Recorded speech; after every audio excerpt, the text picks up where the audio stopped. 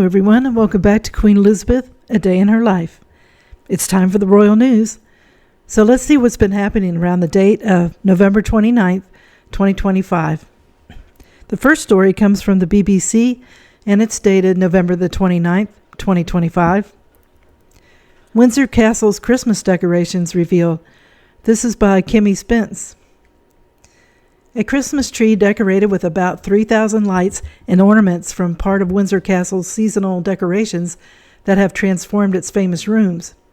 The 20-foot Norman fir tree in St. George's Hall, the castle's largest room, was sourced from Windsor Great Park.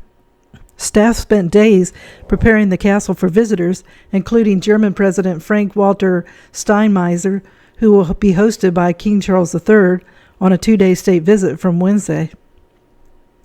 Visitors to the castle will also be able to visit the Crimson Drawing Room, which is open to the public in the winter.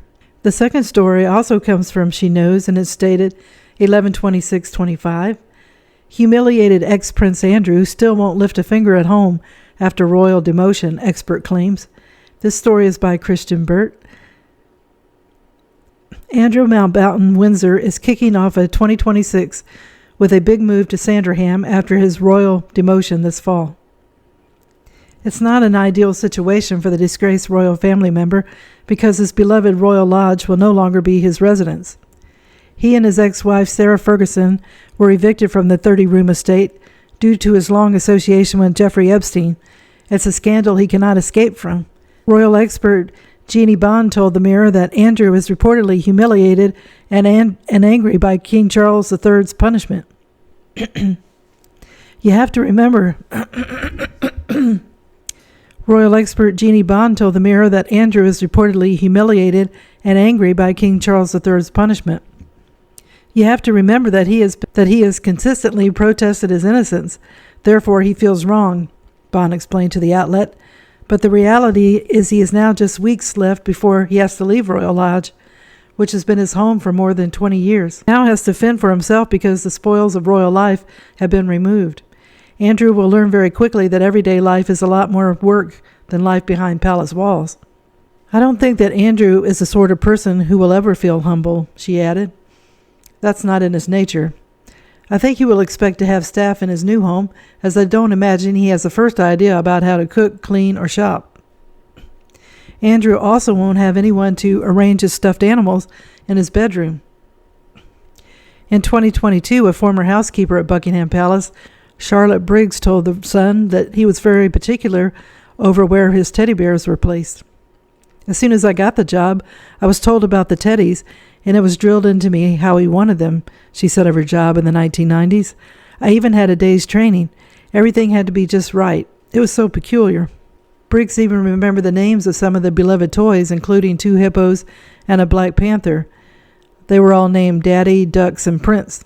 He even had 2 teddy bears that had mahogany thrones near his bedside, which she found odd since he was a Falkland Wars hero. Andrew won't have Ferguson joining him at his new residence either. Per a November 13th Express report, she's headed to the Hamptons of Europe and moving into Princess Eugenie's home in Portugal. The word here is that Fergie will be arriving sometime in January, a source told the outlet.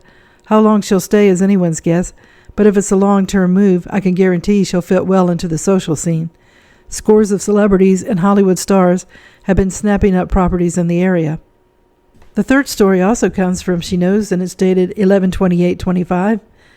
Sarah Ferguson allegedly took millions in loans she never repaid, Royal Insider reveals. The story is also by Christian Burt. While Andrew Mountbatten Windsor faces the consequences of his association with Jeffrey Epstein, Sarah Ferguson also can't escape a similar outcome. It's no secret that the former Duchess of York leveraged her friendship with the late pedophile for cash payments. In October, the Mail on Sunday shared emails between Sarah Ferguson and Epstein that revealed the late pedophile secretly bankrolled Sarah Ferguson for 15 years.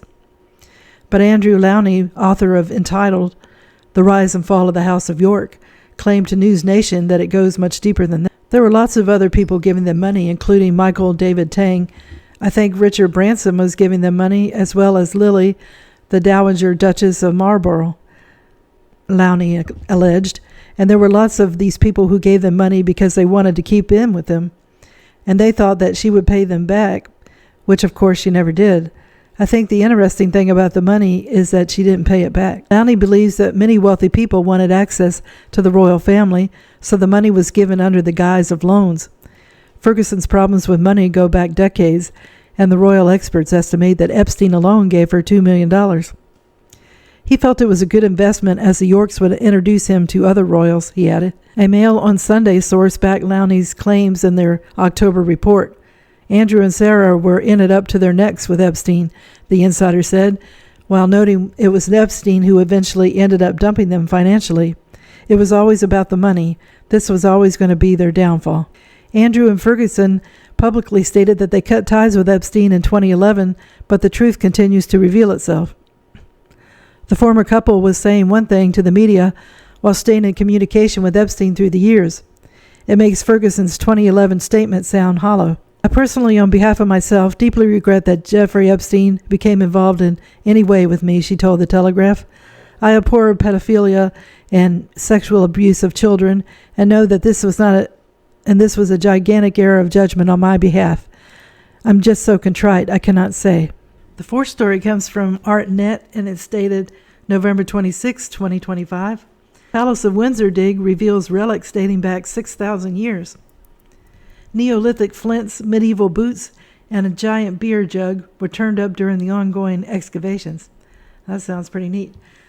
This story is by Richard Whittington, dated November 26, 2025. People have been sharpening weapons and drinking alcohol on the grounds now occupied by the Palace of Windsor for thousands of years. Ongoing archaeological excavations at the home of the UK government have uncovered more than 60 flint flakes and a worked stone tool dating back to the Neolithic period, a span of more than 6,000 years. Such activity predates the earliest mounds of Stonehenge by more than a millennium. The Houses of Parliament Restoration and Renewal Delivery Authority, R&R, noted in a statement, and the findings from the excavations, which will run through 2026, are being used to inform and guide the palace's restoration, a 20-year, £13 billion, and that's $17 billion in American money, project seeking to address its deteriorating condition. In the meantime, researchers from the Museum of London Archaeology are tracing the history of human habitation on the banks of the River Thames through strategic trial pits and boreholes. As evidenced by the flints, the land today occupied by the Palace of Windsor was once a gravelly island called Thorney Island that prehistoric communities used to fish, hunt, and gather food. Thorney Island is believed to be the site where the 11th century King Canute showed royal humility by demonstrating that he could not command the tides. Either way, he built a residence on the island. One Edward the Confessor would begin turning into a royal palace a decade later in the 1040s. Decorated floor tiles and numerous leather boots, soles, and straps are prosaic proof of life at the site during medieval times. More significant are the remains of Lesser Hall that the archaeologists uncovered evidence of earlier that year. More significant are the remains of Lesser Hall that archaeologists uncovered evidence of earlier this year. Built in the 12th century during the reign of King John, it began as a two-storied royal dining space, but evolved over the centuries to accommodate state ceremonies and later the Court of Request, where complaints and petitions were made to the monarch. The excavations beneath the palace showed that the building had been restored and re-roofed after a devastating fire in 1834, during which most of the old Palace of Westminster burned down. Lesser Hall would be demolished in 1851 to make way for the grand new structure we know today. Researchers found evidence of this construction in the form of decorated clay tobacco pipes that likely belonged to the stonemasons who worked at the site. The locating of Lesser Hall walls is particularly exciting.